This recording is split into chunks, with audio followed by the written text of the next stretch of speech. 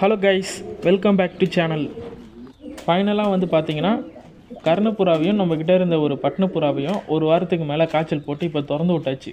இன்னும் நல்லா பழகட்டும் அப்படின்னு அது கூட வந்து பார்த்திங்கன்னா சாதா புறாவையும் திறந்து விட்ருக்கேன். சாதா புறாவில் வந்து ஒரு 2 மட்டும்தான் பெரிய புறா இருக்கும். மீதி 2 வந்து பார்த்திங்கன்னா வெடை, அப்புறம் அந்த ஹேண்டிகேப்பு ஃபீமேல் இருந்ததில்ல அதையும் திறந்து விட்ருக்கேன். அது பறக்குது, மேலே மட்டும்தான் உட்காரும், வேறு எங்கேயும் பறக்காது. இதில் 2 கர்ண வெடைக்கு வந்து பார்த்திங்கன்னா நான் ரெக்கையை பிடுங்கி விட்டேன். எதனாலனா நான் இதை பற்றி ஏற்கனவே போட்ட வீடியோவில் சொல்லியிருக்கேன். வெளியே வந்ததுக்கப்புறம் காய்ச்சல் போடாமல் நான் திறந்து விட்டேன். மேலே உட்காந்துட்டு கீழே இறங்கவே இல்லை. நைட் டைமில் நான் தான் மேலே ஏறி பிடிச்சேன். அதுக்கப்புறம் ரெக்கையை பிடுங்கிட்டேன்.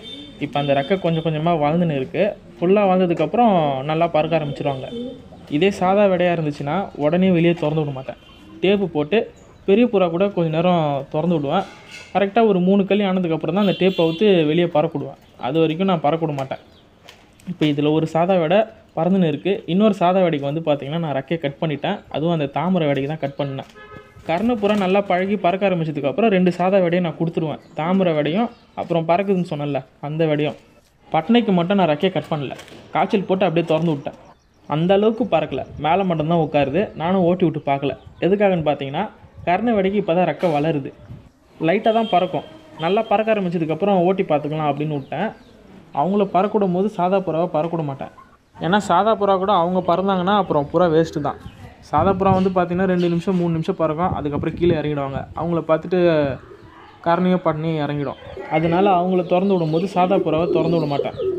அப்புறம் வந்து பார்த்திங்கன்னா இன்னும் 10-15 நாளில் வந்து ஹோமர் வெடையும் வந்துடும்.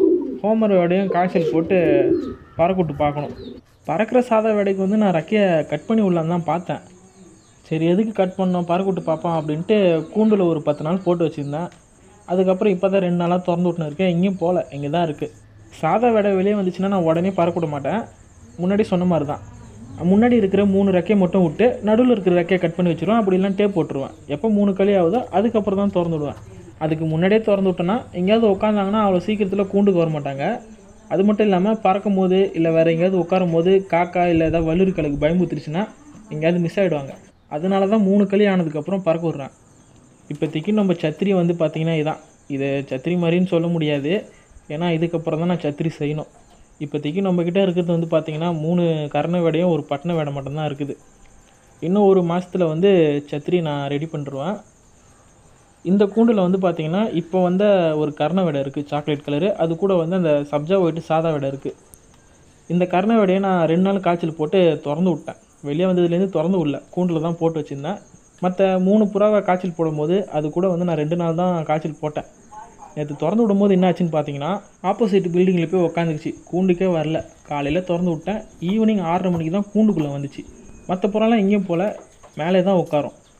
இந்த சாக்லேட்டோட மட்டும் அங்கே போய் உட்காந்துச்சு. ஆப்போசிட்டில் வந்து பார்த்திங்கன்னா நிறைய காட்டுப்புறா இருக்கும், காட்டு சப்ஜா புறா. அது எங்கேயாவது போச்சுன்னா அது பின்னாடியே போயிடுது, ஆனால் கரெக்டாக திரும்ப வந்துடுது. நானும் இந்த பக்கம் வரன்னு பார்த்தேன், கடைசி வரைக்கும் வரல. அப்புறம் புறாவெல்லாம் கொஞ்சம் பெரிய சாதா புறாவெல்லாம் ஓட்டி விட்டேன். அதை பார்த்துட்டு தான் இவர் வந்து நம்ம வீட்டு பக்கமே வந்தார். அப்புறம் மற்ற புறாலாம் கூண்டுக்கு போக பார்த்து இவரும் வந்து இறங்கிட்டார். ஆனால் அவ்வளோ சீக்கிரத்தில் கூண்டுள்ள வரல, கொஞ்சம் பயத்தில் தான் வந்தது. சரி, இன்னும் ஒரு வாரம் காய்ச்சல் போடும் அப்படின்ட்டு காய்ச்சல் போட்டிருக்கேன். அது கூட வந்து பார்த்திங்கன்னா சப்ஜா விட்டு சாதா வெடையும் போட்டிருக்கேன். ஏன்னா அதை நான் கொடுக்க மாட்டேன், நம்மக்கிட்ட தான் இருக்கும். ரொம்ப நாள் எதிர்பார்த்த கலர், எனக்கு பிடிச்ச கலரு, அதனால் அதுவும் இருக்கட்டும் அப்படின்னு அது கூட சும்மா காய்ச்சல் போட்டு வச்சுக்கிறேன். சப்ஜா ஒயிட்டு வெடையை வந்து பார்த்திங்கன்னா நேற்று தான் பேரண்ட்டுக்கிட்டேருந்து எடுத்தேன், வெளியே விடல, இந்த பெரிய கூண்டில் தான் விட்டு வச்சுருந்தேன். சரி, சாக்லேட் வெடையை காய்ச்சல் போடும்போது அது கூட ஒரு 3 நாள் போட்டு வைப்போம் அப்படின்ட்டு போட்டு வச்சுருக்கேன். அவர் இங்கேயும் போக மாட்டார், இங்கே தான் இருப்பார். பேரண்ட்டு முட்டை வச்சுட்டாங்க. முட்டை வச்சதுக்கப்புறம் தான் நான் அவர் எடுத்தேன். தீனி எடுக்க ஆரம்பிச்சிட்டாரு. நானும் ரெக்கையும் கட் பண்ணல, டேப்பும் போடல. சரி, காய்ச்சலை போட்டு பறக்கூடும் அப்படின்ட்டு போட்டு வச்சுருக்கேன். 2 நாள் தான் போடுவேன்.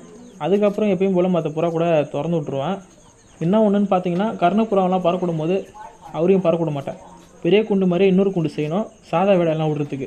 ஏன்னா 2த்தையும் ஒரே டைமில் திறந்து விட முடியாது. அப்படி திறந்து விட்டோன்னா கர்ணப்புறாவும் சரியாக பறக்காது, ஓட்டி விட்டும் பார்க்க முடியாது. அதனால் வந்து பார்த்திங்கன்னா சாதா வெடையெல்லாம் விடுற மாதிரி அதுக்குன்னு தனியாக ஒரு பெரிய கூண்டு செய்யணும். இதுக்கப்புறம் வர சாதா வெடையெல்லாம் நான் வச்சுருக்க மாட்டேன், சேல் பண்ணுறேன். அதை விடுறதுக்கு கூண்டு வேணும்ல, அதுக்காக தான் அந்த பெரிய கூண்டு மாதிரி இன்னொரு கூண்டு ரெடி பண்ணணும். அந்த சப்ஜா வீட்டு சாதா வெடையை மட்டும் தான் நான் வச்சுருப்பேன். இந்த பெரிய புறாவெல்லாம் வந்து பார்த்திங்கன்னா நான் காலையிலே திறந்து விட்டேன். மேலே ஒரு 10 நிமிஷம் இருப்பாங்க, இல்லை 1 மணி நேரம் தான் இருப்பாங்க. அதுக்கப்புறம் எல்லோரும் அவங்கவுங்க கூண்டுக்குள்ளே வந்துடுவாங்க. ரவுண்ட்ஸும் போக மாட்டாங்க, அவங்களுக்கு தோணுனா மட்டும் தான் ரவுண்ட்ஸ் போவாங்க.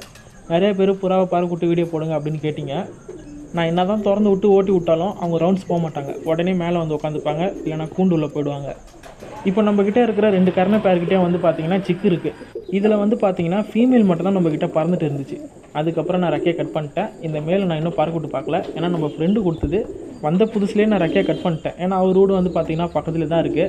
திறந்து விட்டோன்னா அவர் வீட்டுக்கு தான் போவோம். அதனால தான் நான் ரெக்கையை கட் பண்ணேன். அதே மாதிரி இந்த பேர் வந்து பார்த்திங்கன்னா பறக்குது. இன்னும் நான் ஓட்டி விட்டு பார்க்கல. இப்போ ஃபீமேலுக்கு வந்து நான் ரெக்கையை கட் பண்ணி வச்சுட்டேன்.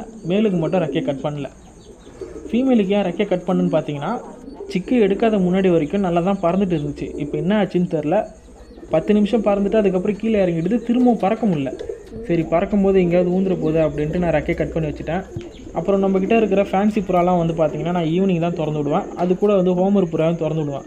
ஹோமர் புறாவுக்கு வந்து நான் ரெக்கையை கட் பண்ணி வச்சுட்டேன். ஃபேன்சி புறாவுக்கு வந்து பார்த்திங்கன்னா நான் டேப்பு போட்டு வச்சுருக்கேன். நம்மக்கிட்ட இருக்கிற 2 கர்ண பேரையும் வந்து பார்த்திங்கன்னா நான் இன்னும் அந்த அளவுக்கு ஓட்டி பார்க்கல. ஃபஸ்ட்டு கட்டினால பேர் அந்த மேலே விட்ருங்க. அதுக்கு வந்து நான் ரெக்கையை பிடிங்கி விட்டேன். ஒரு 2 வாரத்துக்கு முன்னாடி தான் ரெக்கையை பிடிங்கி விட்டேன். எதுக்குன்னா 3 கிளச்சி எடுத்ததுக்கப்புறம் நம்ம பறக்கூட்டு பார்ப்போம் அப்படின்ட்டு கனெக்ட் பண்ணி வச்சுருந்தேன். இப்போ 3 கிளச்சி எடுத்தாச்சு. இன்னும் ஒரு 2 வாரத்தில் வந்து பார்த்திங்கன்னா மேலுக்கு வந்து ரெக்கை ஃபுல்லாக வளர்ந்துடும். வளர்ந்ததுக்கப்புறம் பறக்கூட்டு பார்க்க வேண்டியதுதான். இங்கேயும் போகாது. நம்ம ஃப்ரெண்டு வீட்டுக்கு தான் போனோம். அவர்கிட்ட போனால் கூட திரும்பவும் எடுத்துகிட்டு வந்துடலாம். அதே மாதிரி இந்த கர்ண மேலேயும் பறக்கூட்டு பார்க்கணும். என்கிட்ட வந்து 2 மாதம் ஆகிடுச்சு. வந்த புதுசில் நான் ரெக்கையை கட் பண்ணிட்டேன். 2 வாரத்துக்கு முன்னாடி தான் நான் ரெக்கையை பிடிங்கி விட்டேன். கொஞ்சம் கொஞ்சமாக வாழ்ந்துன்னு இருக்குது. இன்னும் காய்ச்சல் போடல. அப்படியே தான் திறந்து விட்டுன்னு இருக்கேன். ஆனால் பழகிடுச்சு நல்லா. இப்போ ரெக்கை வந்தால் கூட எங்கேயும் போகாது. இங்கே தான் இருக்கும். மற்ற கர்ணப்புறா ஓட்டி விடும்போது இவரையும் சேர்த்து ஓட்டி விட வேண்டியதான். இந்த ஜாக் கர்ண மேல் வந்து பார்த்திங்கன்னா சாதா ஃபீமேல் புறா கூட தான் பேராக இருக்கார். அவருக்கு ஃபீமேலை வாங்கிட்டு வந்து பேர் போடணும். நான் எதிர்பார்க்குற கலரில் கர்ண ஃபீமேல் கிடைக்கல. கிடைச்சதுன்னா வாங்கி பேர் போட்டுருவேன். அது வரைக்கும் சாதா ஃபீமேல் புறா கூட தான் பேராக இருப்பார். அவர் கூட பேராக இருக்கிற சாதா ஃபீமேல் வந்து பார்த்திங்கன்னா பறந்துட்டு இருந்த புறா தான். பேர் போட்டதுக்கப்புறம் நான் ரெக்கையை கட் பண்ணிட்டேன். ஏன்னா மேலுக்கு ரெக்கை வந்தால் கூட எங்கேயும் போக மாட்டார். இங்கே தான் இருப்பார். நல்லா பழகினதுக்கப்புறம் அந்த ஃபீமேலுக்கு நான் ரெக்கையை பிடிங்கி விட்ருவேன். அடுத்த அப்டேட் வர வரைக்கும் வெயிட் பண்ணுங்கள்.